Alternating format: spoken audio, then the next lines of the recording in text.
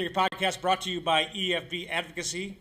EFB means excellent for business. I'm joined by my colleagues John Easton and Adam Belmar. Our special guest today is Congressman Rodney Davis from the 13th District of Illinois, smack dab in the middle of the land of Lincoln. He is a native of Taylorsville, Illinois, a graduate of Miliken University, which is in Decatur. All right. A former staff member to our mutual friend John Shimkus, who was one of the great guys in Congress. He still yells at me. He yells at a lot of people. He's really all-around great guy. And another all-around great guy is Congressman Rodney Davis, who I've known for a long time. He's chairman of the House Agriculture Subcommittee on Biotech, Horticulture, and Research, and also serves on the House Transportation Committee. Welcome, Rodney Davis. Thank you, John. Theory one. Highway to, last week, as congressional leaders gathered together with the president at Camp David to discuss the upcoming legislative agenda, Mr. Trump reportedly threw some cold water on the idea of public-private partnerships to help fund the big infrastructure bill that everyone's talking about. Spending $1 trillion is apparently difficult in this day and age on bridges, 5G, and highways. So we'll see how this all works out. Here's my theory. The only way we get an infrastructure bill is if the Democrats get on board, and the only way the Democrats will get on board if they think it helps them politically. We have an expert here who serves on the House Transportation Committee. Can you tell us what's going on with the highway funding if we're going to have an infrastructure bill, and if Democrats will stop their partisanship and help rebuild America? Well, that is an interesting theory. And I, too, have doubts that the Democrats are going to be able to get on board, not because they don't agree with some of the policies that we're going to put forth. It's because they don't want to give President Trump and his administration a win, even on infrastructure. I mean, fixing the long-term solvency of the Highway Trust Fund was an issue that I frankly thought we should have addressed in tax reform. I think we should have put a long-term diversified approach into place in our tax code to make sure that the Highway Trust Fund was stable for decades to come. And I think we could have used that provision to go to Democrats to say, you've been calling for us to fix this for decades. Now here's your chance. And basically call their bluff. However, they didn't do that. We got tax reform done. It was partisan rather than bipartisan. And now as we move into infrastructure, I think if we can get the administration and Congress to agree on a long-term fix, it's more likely to bring Democratic votes. But even then, I'm not sure. Well, doesn't the administration first have to come up with a proposal that the president agrees with? I mean, this is the thing that I find to be mystifying, and I think it's actually really hard. I think what the president is saying is the Democrats are never going to go for anything with a private-public partnership because they just don't believe in it. They just want the government to do it all. But the president's got to get on board, don't you think? Well, number one, I disagree with your premise that the Democrats don't view public-private partnerships as beneficial in a sense, but they can't take care of all of our infrastructure needs. It just fills a certain percentage of the pie of infrastructure investments that would work, that have a return on investment. However, I think the president is correct in saying Democrats are going to need some assurances that areas where P3s or asset recycling are not going to work still get funds. And I'm not too sure the president is not on board with his own administration, because we've got to take a step back and remember, this is the first president we've ever had in our lifetime that has come directly from the private sector. He has no government, no military experience at all. And he's going to have a different type of learning curve on how to address the policies that his administration is coming up with and how to discuss them and how to move forward. I think in the end, he'll work with us to develop a diversified plan, and I know he's going to do everything he can to go out and sell it. Yeah, and I was just curious because one of the things that he's not real used to or hasn't had experience with is that mechanism that delivers these funds on a more consistent basis. I mean, reading your caucus, what do you think is there a sweet spot in there in terms of developing that long-term linchpin to get those funds for infrastructure? Well, I certainly think that those of us who are in the transportation debate more than others have probably some different theories than even others that may be part of our own leadership team. Yeah. I mean, at some point, we've got to find the appetite within the Republican conference to do infrastructure, because there's certainly an appetite from the president. And I think the discussion on infrastructure is clearly driven by Trump's desire to invest in infrastructure. If this wasn't President Trump, I doubt our leadership would even put infrastructure as a priority going into 2018. Let's talk a little bit about your district and its infrastructure needs.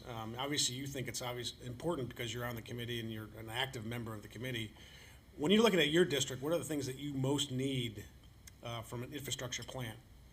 Well, number one, we've got to have a stable trust fund. Remember, 80% of all of our construction projects in my district and throughout Illinois, the funding comes from the federal gas tax dollars that are coming into Washington, D.C., and then put back out through the funding formula to the states like Illinois.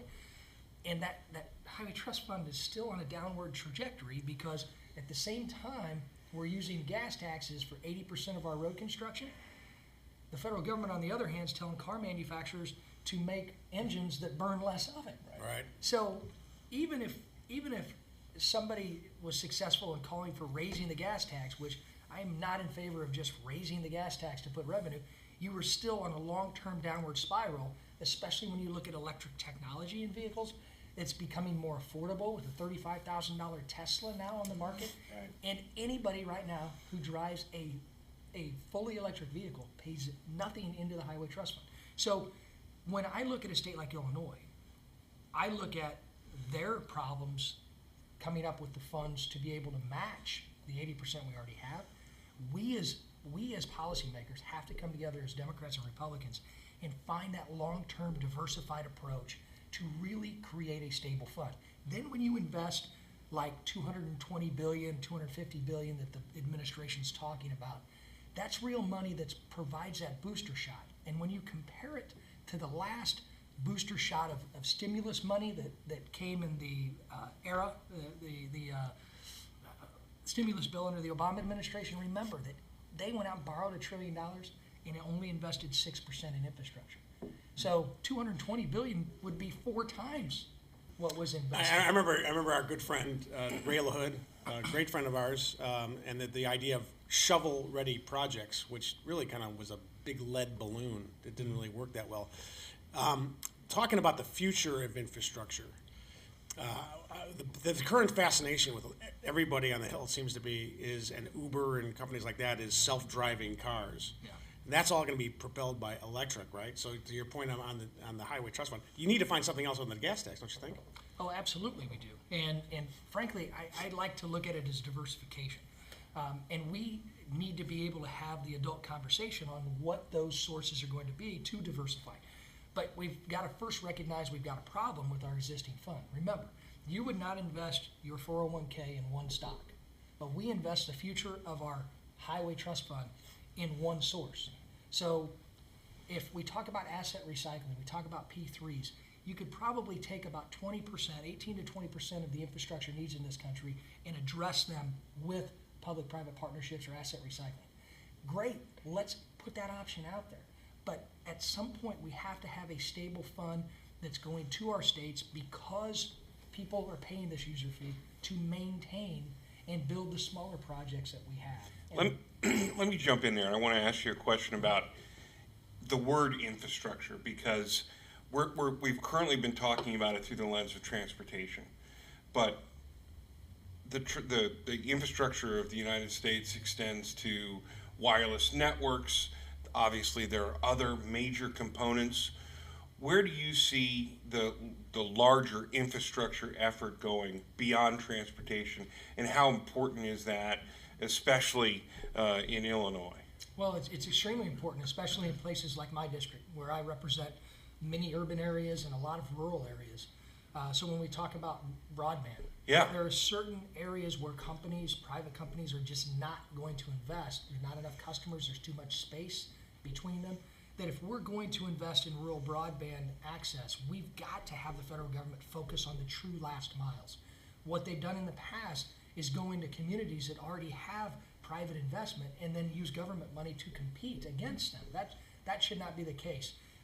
If we're going to use tax dollars to help people get access to faster internet service, which everybody's going to need because of smart homes, smart thermostats, what Right. have you, we've got to make sure our investment is actually going to the people who need it the most, and that public-private partnership is providing the speeds that were promised to those consumers. So I read now and again that there's a misalignment between state houses and the federal government about what kind of regulations and ability to allow that kind of build out of infrastructure to take place. Do you see that? I mean, there are a lack of defined processes. It's a patchwork, as so often is across the country. We're getting these things done. It's just one hurdle after another. And if we're going to push infrastructure, how do we get aligned on the topic? Well, you're absolutely right. There's got to be some regulatory reform in any infrastructure push to be able to get projects from the planning tables and the engineering firms actually out into the work sites.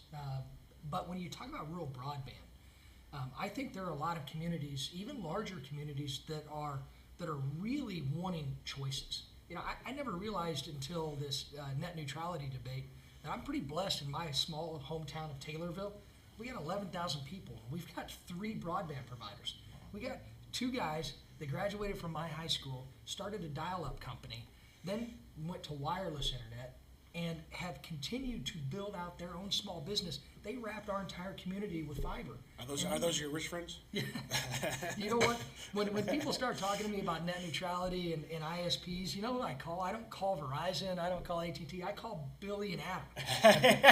and I ask them, so what's this going to do to you? Because this is our service. These guys invested in their home community, worked through the growth pattern of internet access from the beginning to the dial-up. Remember that sound? Now they are expanding into other communities. You know how they do it? They go get people to sign up for their service before they lay the fiber. Wow. Oh, what an ingenious idea. Right. Hey, if you want us, we'll come. And and people will come to me wanting government to fund broadband access, and I'll say, call Billy and Adam, ask them if they're going to expand in your community. That's what's happening in Hillsborough, Illinois right now.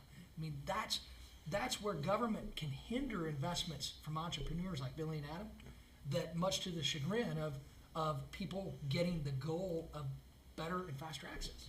So let's put a bow on this topic on a scale of 1 to 10, 1 being no way to 10 being absolute certitude. What are the chances that an infrastructure legislation is signed by the president before the August recess? Before the August recess, I'm going to say a 7.5, only because I just don't think there's an appetite for the Democrats to want to give President Trump a win, even on infrastructure. And I hope I'm wrong. I really do. Theory 2, breadbasket to the world. Earlier this week, Donald Trump was the first president to address the American Farm Bureau Federation since 1992. In his speech, he talked about tax cuts, his push to ease the regulatory burden, the growing economy, and the support he has from rural America. My theory, President Trump might be the Bronx Bomber, but he has unique appeal in the middle of America, which is better known as the breadbasket to the world. Rodney Davis, farmers seem to like this guy. What are your folks telling you back home? Do they like Trump? Is he someone that they can, even though he's a New Yorker, that they somehow identify with? Oh, they've identified with him clearly even before he was elected. You look at a district like mine. I won the closest Republican victory in the nation in 2012. Mitt Romney beat Barack Obama in my district by less than I won. Wow. He beat him by 800 votes. I won by 1,002 votes. Wow. So my district was the epitome of a swing district in 2012. In the last election, Donald Trump won my district by 5 points. Wow. A huge turnaround. We won by much more too, which is great. But the trajectory of my district seems to be the trajectory of much of rural America, where you have rural manufacturing employees, used to be labor-intensive labor unions that were always going to vote for Democrats. My home county used to be solidly run by Democrats. Now, all of those blue-collar workers are now Republican, and they make up a lot of rural America. They make up my district. and they supported Donald Trump and still do. I laugh a lot because some UAW workers that I grew up with 4 years ago told me they couldn't vote for me because I'm a Republican. Now they are not shy when they don't think to tell me when they don't think I'm Republican enough. So they're supporting you, I hope. Yes, yeah. They wanted, and they are still extremely pro Donald Trump. They wanted somebody from the outside. They got their president, and I think the president's actions with the Farm Bureau, his focus on infrastructure and investment, is really sending a message to the blue collar workers who put him in office that he still is with them. And speaking of those blue collar workers, your district, all these folks that you're talking about, with this economy the way it is right now, in 2017 it grew, it expanded. Are you starting to see that in your district, some of the benefits of this economy, not just 401ks, growing 401ks, but in jobs, in wages? What are you seeing right now? Absolutely. It was interesting to see all the gnawing and gnashing of teeth when we passed tax reform.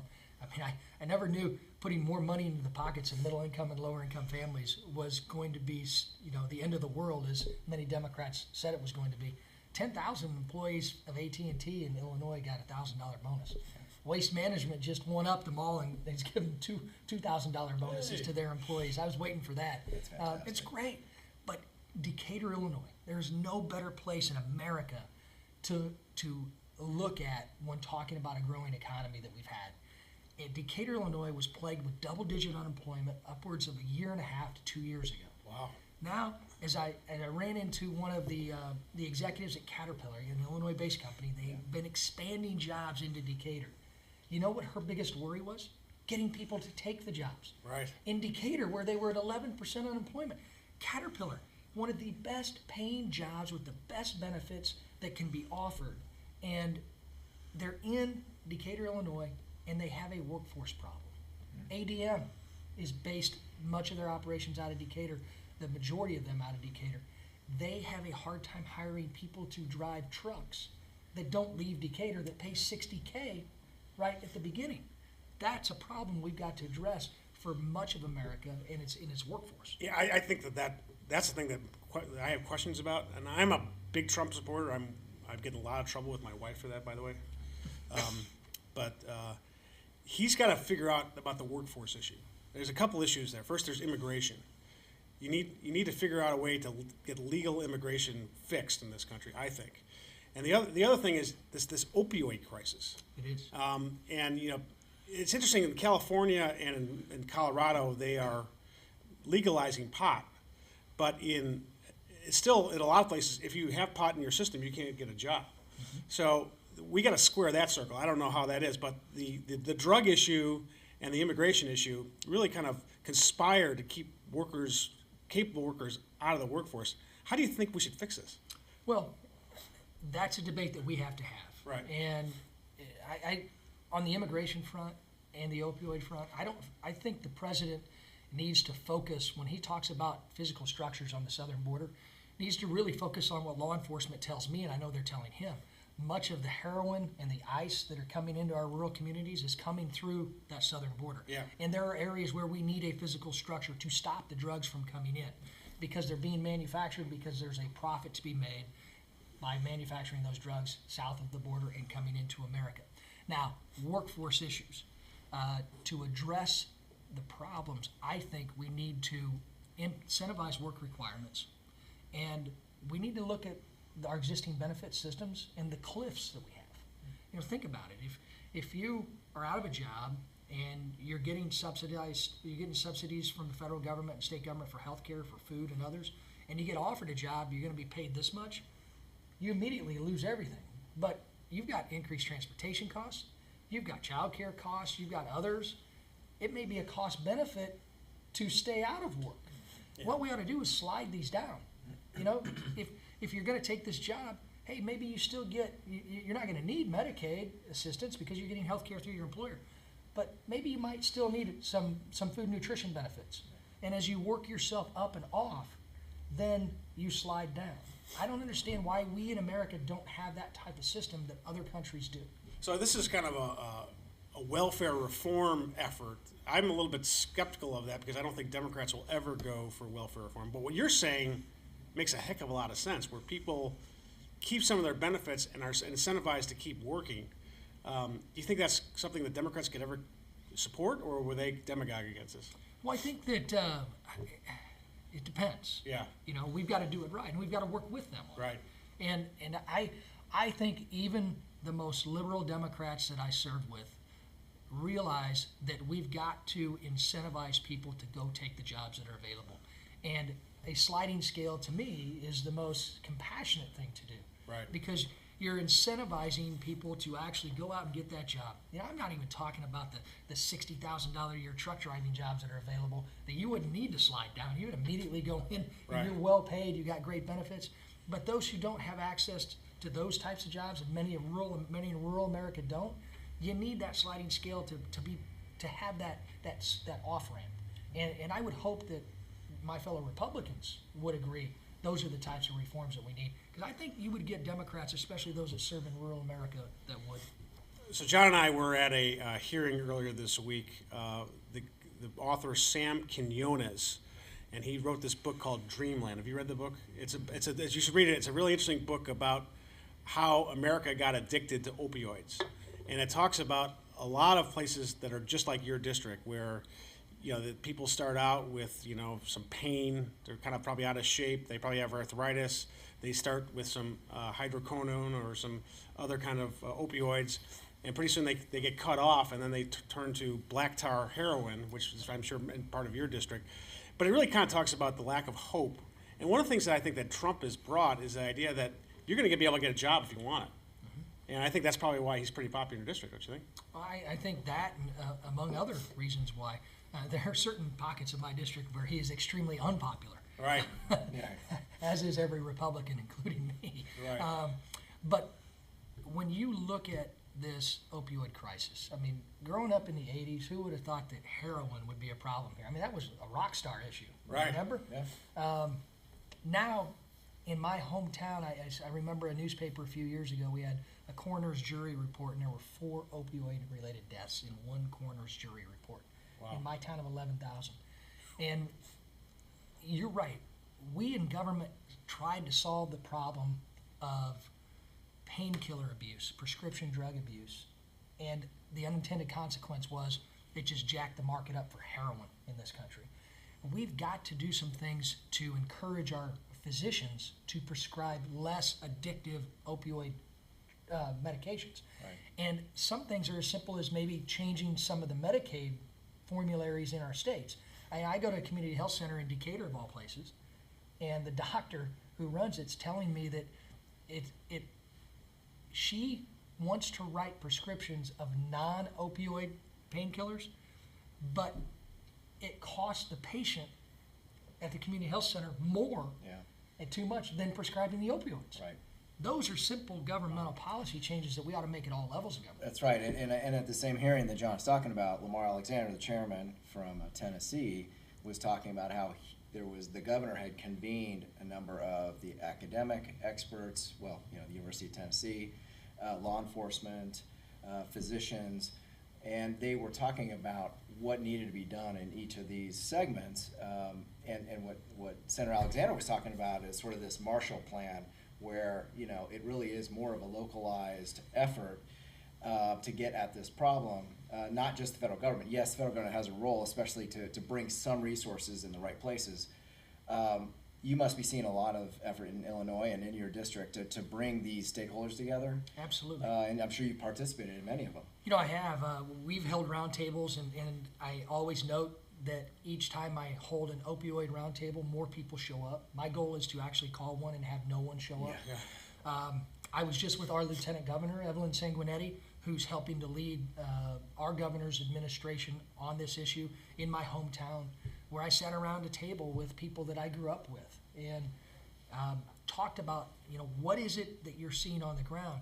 And really my point to them was, we here in Washington can pass bills, create programs that provide funds to states. We can pat ourselves on the back and say, we did this, we provided liability protections, we did 18 bills. But in the end, I want to know if that money's getting down to our local officials.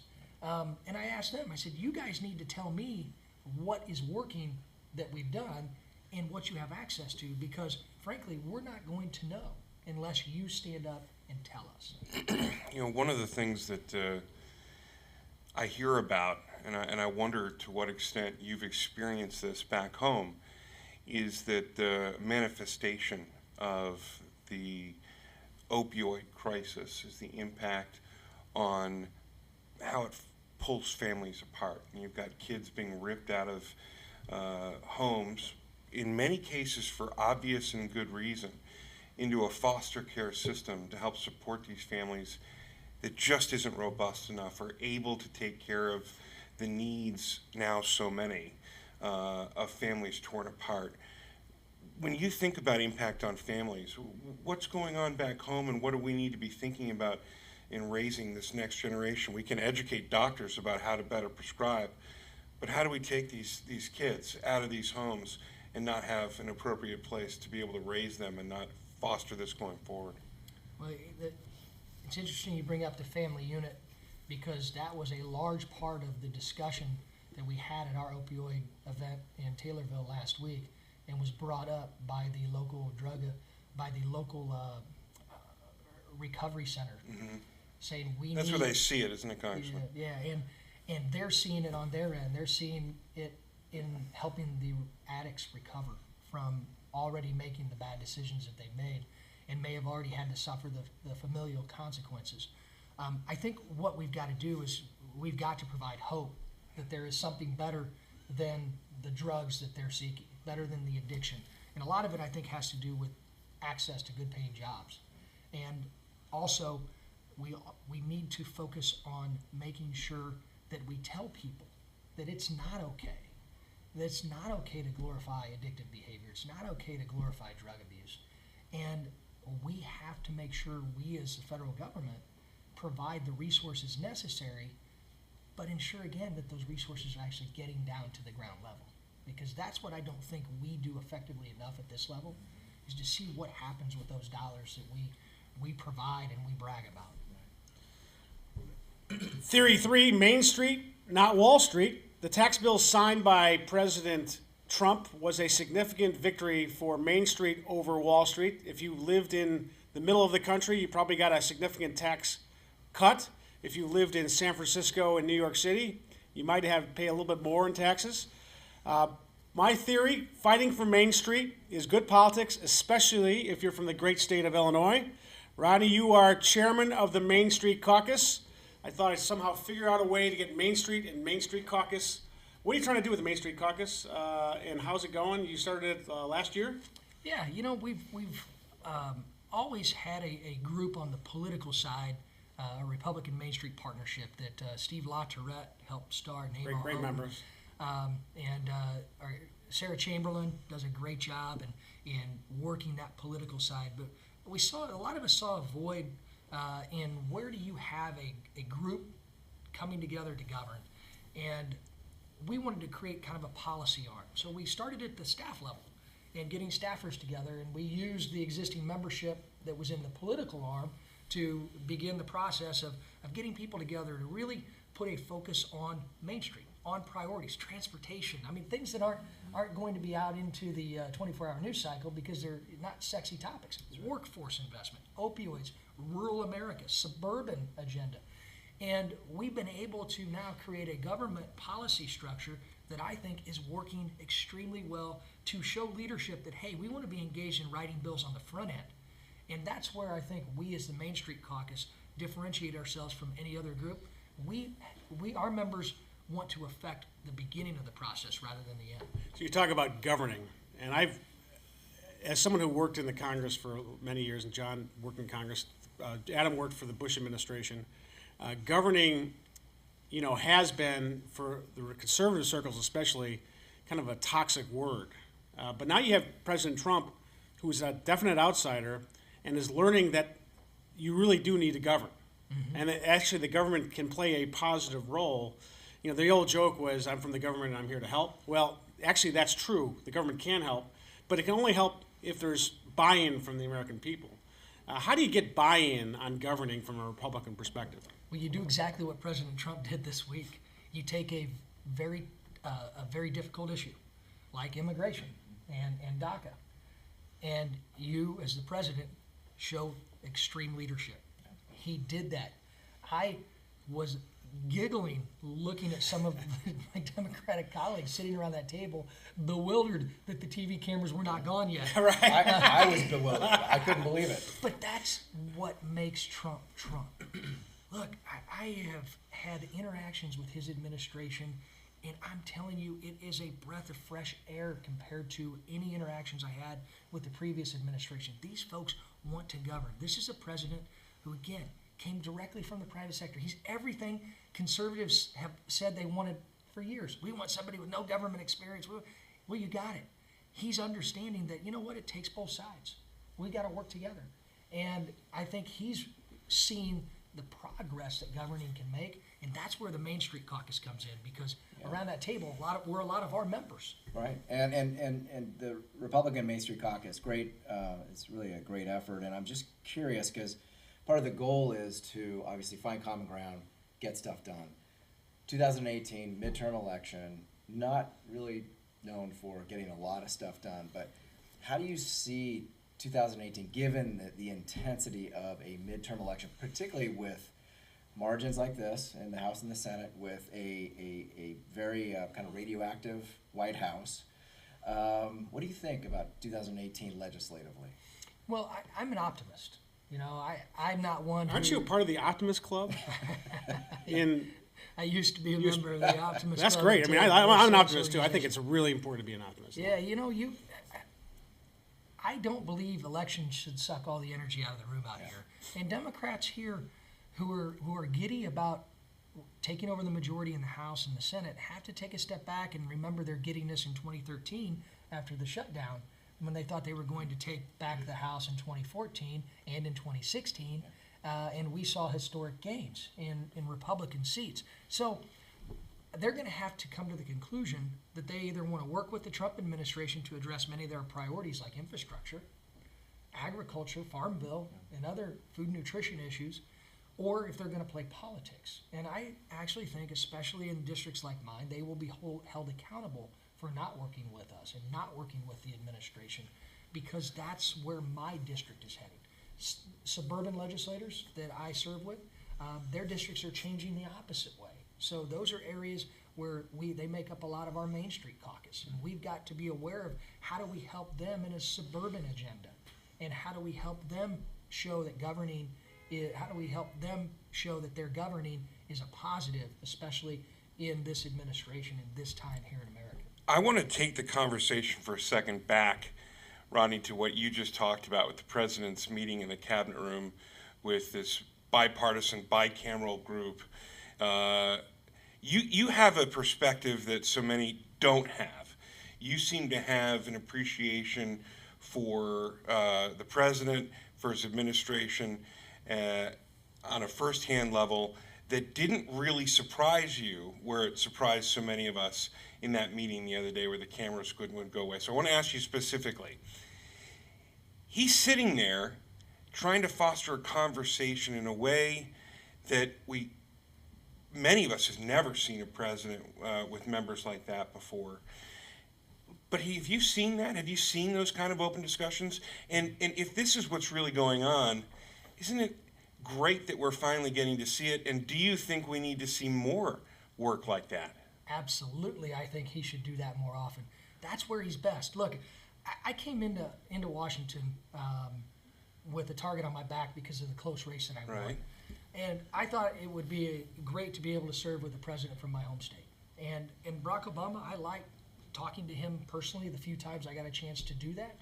You know, I talked to him at the State of the Union. We were talking about mutual friends we had in my hometown of Taylorsville. I said, you know, Mr. President, I'd like to come by and see where we can find some common ground and help you and help my constituents. He said, come on by. Well, you know what? We reached out time and time again, and just crickets. And I subsequently found out it wasn't just me, and it wasn't just Republicans. It was a lot of my a lot of my colleagues who were Democrats that got the same reaction. And so imagine my surprise when I was asked to come over and be a part of, initial discussions when we were doing healthcare reform. as part of our whip team and then over as part of another group that was meeting. And I got to see the president interact firsthand with all of us and want to find solutions. Now, he's, as you saw in the meeting the other day, the terminology that we all take for granted and use out here is foreign to him. So when Dianne Feinstein asks about a clean bill, he's thinking, hey, a clean bill that gets my priorities too? Absolutely. So those are the things that you see in a president that wants to govern and is willing to sit down and talk across the aisle that I haven't seen out here personally. And he's really good like this. He's the one, I guarantee, that said, keep the TV in here. Oh, there's no doubt that they were there because it's what the president wanted, and I think also he wanted to open a window into this idea that we can sit around and have a conversation amongst ourselves and agree.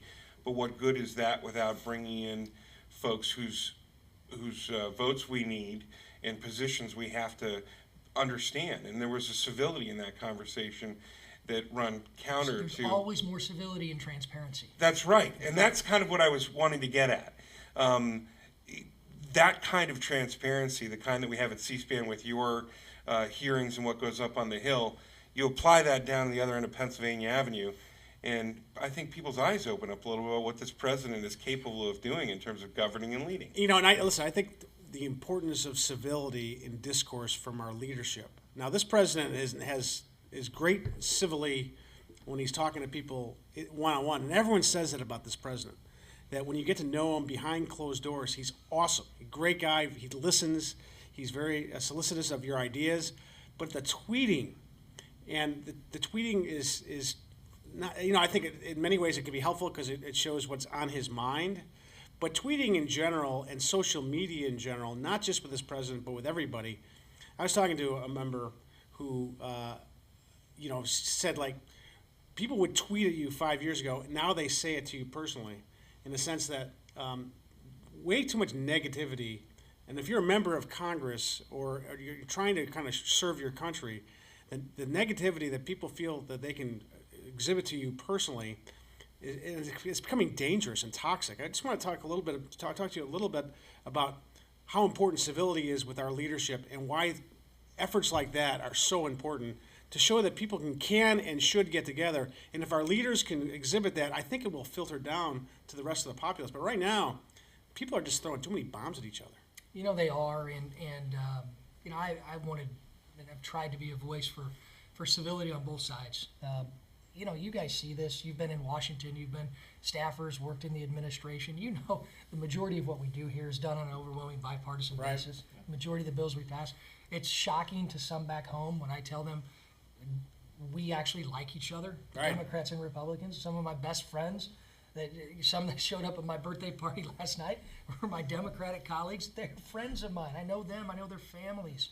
But it's this constant move towards social media and the 24-hour news cycle that just constantly bombards you with whatever the news story is. President Trump, I wish he would change his tweeting habits. But he also knows that whatever he tweets will drive the news of the day. I know. Don't think that he doesn't realize he's going to be able to get his message out. And think back, though, when social media was new and innovative, Barack Obama was praised for being a social media guru. And these same people praising him and his administration for utilizing social media to get into office now are upset that somebody else is using that mode too. But social media, I believe, in this constant move away from what we used to call as broadcasting to where I call it narrowcasting now. That I can judge your political leanings by asking people what TV channel they get their news from and ask them to raise their hands in a room. I mean, it's that simple. People are only going to news sources that they already agree with. And that is leading to more polarization. It's leading people to think that because they're only talking to people that agree with them, that they then are right on their issues. That they don't have to talk to anybody who disagrees with them. And I saw that firsthand when, you know, those of us who were in Virginia a few short months ago had to dodge bullets on a baseball field. And I ran into one of the staffers who was actually in left field closest to the shooter when he started firing at us from third base. I didn't hear this from my position at home plate, but he heard the shooter scream healthcare. Oh, God. So this was nothing but politics. Right. Somebody who disagreed with us, and he was obviously mentally ill. But the hate and the vitriol that exists today in today's environment led somebody like him who's mentally ill to think he's going to solve the problem by shooting at us. That's why we've got to come together and say enough's enough. And Bernie Sanders can't say Republican policies are killing people. Nancy Pelosi can't say it's the end of the world when we pass tax reform. Right. Those things don't help. They don't help. They don't help. And, there was some on the right when President Obama was president that were very nasty towards him. And it's not right on either side. But social media does lead sometimes to social isolation. And what we know now is social isolation leads to despair, which shortens lives. And so if we can kind of use social media as a tool, but understand that bringing communities together is how you have happiness. You really do, and that's what I like about where I live. It's rare that you will have somebody come up and be a jerk. There's still that respectful civility. That's great. Guys like Ray LaHood, when he served in Congress, and John Shimkus, they push civility. Tim Johnson too, my predecessor in this district. So there's still areas of this country that are insulated from the rhetoric outside of being on social media. However, they do happen. I had a jerk come up to me the other night at a restaurant and tell me he hopes I don't get reelected. I'm okay. That's okay. That's fine. I guess it could have been worse. But you brought up Barack Obama, and yes, I used to have people in my party come in and talk to me and just enraged that I would actually talk to the president and work with him, President Obama. And they would say, well, you know what? He shouldn't be president because he wasn't born here. No, he was born here. Right. He's duly elected. I'm going to work with any president. The same people that would have told me to work with President Obama now come in and tell me there's no reason you shouldn't just impeach Donald Trump right now. Yeah. And it's the fringes on both sides. And social media makes them think they're in the majority. But really, the majority of people believe, like us, that we got to end this hateful rhetoric. And I think the more hate that you see in social media, the more normal people and the normal voters will be turned off. And frankly, that's why I think Donald Trump won this election. It's that majority of people who said, I'm done with the status quo. We want something different. So we're going to wrap this up. We're going to talk quickly about what we are binge watching on either Netflix, on television, or what you're reading. Adam Belmar, you start. What are you binge watching or reading? Well, of course, I'm not reading anything right now. I could only be binge watching something. You know what? I just finished binge watching something, and I decided that I was going to share because, quite frankly, there was more than one thing that I just finished binge watching. Nice. But Errol Morris, this amazing American filmmaker, who, like you, John Fury, enjoys a good conspiracy theory, has just finished this program. It's actually a mini-series, although I think he thinks of it in terms of being a feature-length film called Wormwood. And it explores the beginnings of the MK Ultra program at CIA and the untimely death of a pioneering scientist in the realm of biological warfare.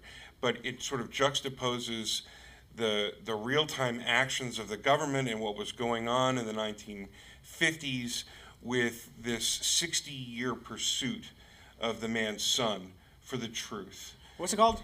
It's called Wormwood. Wormwood. It's available on Netflix. I highly recommend. All right. Well, that's kind of a Siskel and Ebert Yeah, rundown. I'm gonna say that I have finished a little bit ago Fortitude. I don't know if any of you have heard this. What, you read it? No. Binge Oh, watched God, it. help us. There have been 2 seasons, and there's got to be a third because that is what I'm kind of addicted to. And but since that is no longer, at least for now, I have an argument with my wife about The Wire because, of course, it is highly regarded as the greatest TV show in the history of television, and I can't get her to sign on. It's also 7 seasons or 8 seasons. It's just a So lot. I get worth it. the binge. I get it. But Rodney? Wow. I do not get to watch a lot of TV. The channels that are usually on for me in the morning, in the evening, it's I switch between the MLB network and the NFL network. yeah, okay. But I had to binge watch while my daughter was home from college because she made me. And we binge watched her favorite show, The Office. But I have a distinct problem. Anytime I can lay down on a couch and look at a TV, I don't last too long. So the binge watching didn't make it with me. I was in and out of sleeping and consciousness. That's because you work too hard. Listen, I would strongly recommend watching Godless. John Easton talked to me about it, and I'm watching it. I'm almost done with the first season. We are not godless, by the way. But it's But great. the show kind of is. It's a great show. The other thing that you can watch with the kids, Stranger Things, great show. And then I'm reading Dreamland, which is a great book about the opioid crisis. I want to thank Rodney Davis for coming to the Fury Theory podcast brought to you by EFB Advocacy. It's been great to have you on. Thank you. We wish you the best in Congress. I think we're going to have a successful year for the Republicans, and I think we're going to get a lot done, and I'm very proud of your work. So thank you for coming. Thanks for having me on, guys. And thank you for joining us at the EFB worldwide headquarters. EFB means Excellent for business. Yeah, baby.